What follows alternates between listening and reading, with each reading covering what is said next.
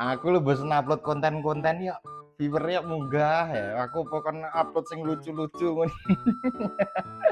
Aku lu gak genah. Lah aku wis ket biyen wis konten kreator ke zaman SMK kalau 2018 kalau ya toh. Kuwi wis dadi omongane wong ngono. Iki wulan iki tanggal 22 ngene iki hari kesenenganku soalnya yo pas nampa. Lek bulan iki Ji aku ora nampa.